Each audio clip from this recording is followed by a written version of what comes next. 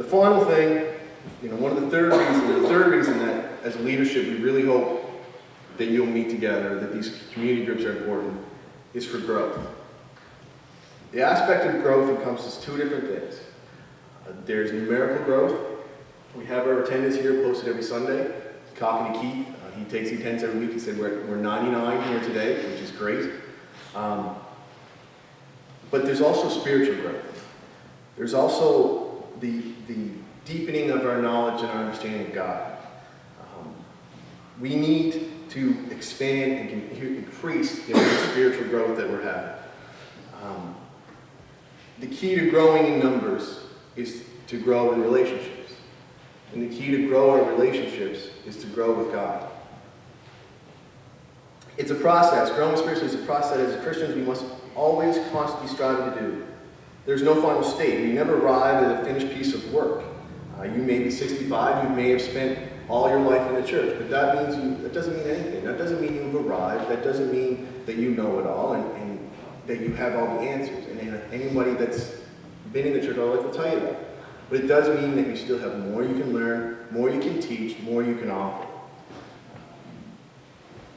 It is for this reason that we must regularly challenge ourselves to dig deeper into what God has in store. We can never become content or comfortable.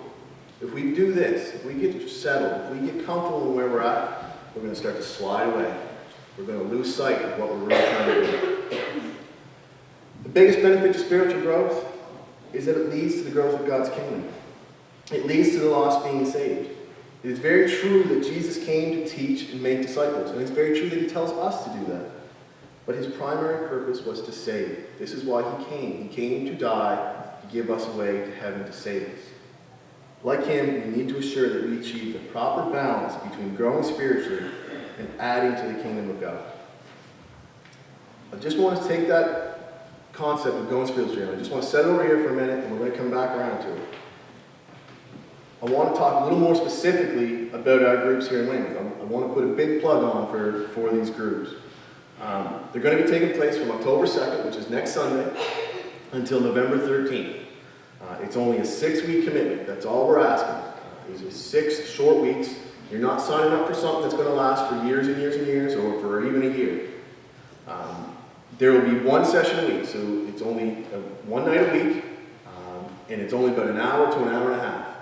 It's going to be in the evening, and the groups in that hour and a half or that hour will have basically the following components, and they're going to be very similar to what we already talked about.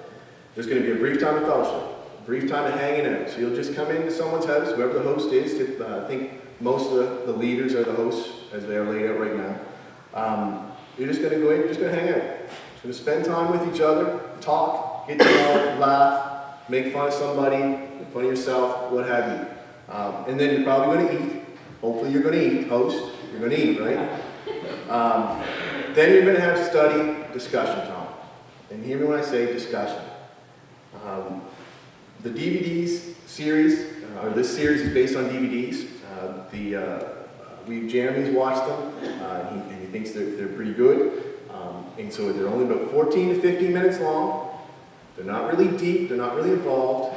But John Warper, who's the writer of the book that these are based on, is just going to walk you through a simple concept. And then we have the leadership guide that the leader's going to take, and they're going to ask some questions and just try to get you talking about it, talking about what you heard about. Each week there's going to be a different subject, so it's not going to get monotonous. It's going to move along. As I mentioned, the author of the book that we're using is John Warper, and the name of the book, as we've said before, is "If you want to walk on water, you have to get out of the boat." There's the boat. So if you're wondering why the boat was leaning up in here, we want to thank Johnny Jones for letting us borrow his boat. That's why the boat's here. There'll be more on that in a minute.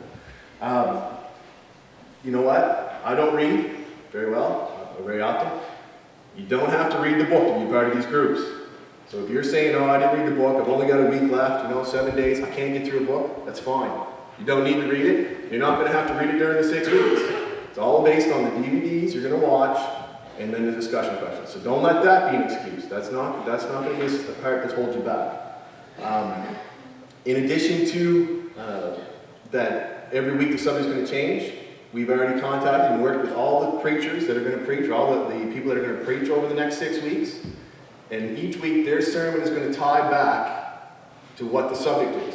So for example, next Sunday, Merle's preaching, and he's preaching on the subject of what is water walking? Or what is water walking? We thought that would be a good thing for him to preach on because I think he has done it. So he might be able to explain it better. In addition to not having read the books, so you don't have to read the books, you don't have to be here on Sunday morning. And I'm not saying you shouldn't be. You should be. Hear me when I say that. But you don't have to be. So if there's something over the next 6 weeks, for example, I'm going away for 10 or 11 days, and I will miss a couple of Sundays. So just because I'm away doesn't mean I can't be involved. The sermons, although they'll get you thinking, they might get the juices flowing in your brain, you won't have to have heard the sermon to be involved in a small group. In addition to that, Jeremy and the help of Jeannie, they're going to be loading those onto Facebook. So you'll be able to go on to the Wayman Church of Christ Facebook group. For those that are on there, you'll be able to click on the link, and there you go. You're going to have Merle live and in living color, right in your own home. So again, you don't have to hear them, but it would be good if you hear.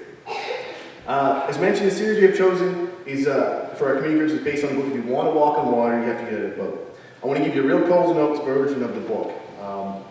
It's about the story of Peter and Jesus when they walked on the water. So it goes something like this. The book ties into how that story relates to each of our lives as Christians. So we're all in a boat. That's why we have the boat. The boat refers to our comfort zone. Diana took my thunder this morning when she guessed it in Sunday school that was what the subject was. So we all have a boat, aka our comfort zone. And like Peter, we can see Jesus out on the water. We're scared. We're not sure what's going on. There's somebody walking on the water. And he was walking towards us. But we know who it is. We figure out who it is. And if we want to get to him, if we want to experience his power, we're going to have to step out of the boat. We're going to have to get out of our comfort zone. We're going to have to get over our fears and put our foot on the water. From there, we're going to face all sorts of things. We're going to face the wind blowing. We're going to see the waves crashing. And we're going to have to stay focused on Jesus through the whole thing in order to get through it, in order to stay on top of the water. That's the 25-cent tour of what the book. So again, you've read it there. That issue's done. You don't have to read it. So, to get you thinking about the theme, I want to ask a couple of questions. Don't answer them. Just put them in the back of your mind, and over the next couple of days, I want you to think about it. What's your boat? What's your comfort zone? This is not my comfort zone. What's your comfort zone? What things are holding you back from stepping on the water and experiencing the power of God? What excuses are you using to keep you from getting out of the boat? In the corner, as I mentioned, we have a few things displayed. We have the boat. We have a chair, a very comfortable chair. We have a computer. We have some remote controls. We've got a Tim Hortons coffee cup. That's not just garbage. That's there on purpose. We've got a TV.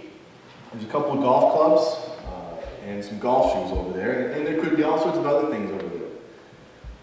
These things have been displayed because they're the kinds of things that are in our boat. They're the kind of things that we put into our comfort zone to make us more comfortable. That's what we like. We like a remote control because we don't have to get up. We like it because we like to go golfing because it's comfortable, it's fun, it's easy, it's relaxing. We like just sitting back in that lazy boy because it's easy, it's comfortable. Who doesn't love sitting in lazy boy and watching TV?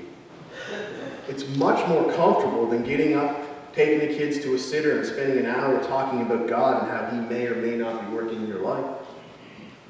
Or maybe your boat is the golf clubs. Maybe you're filling your time doing things that don't really matter. Maybe it's what you're doing for your kids that's your comfort zone.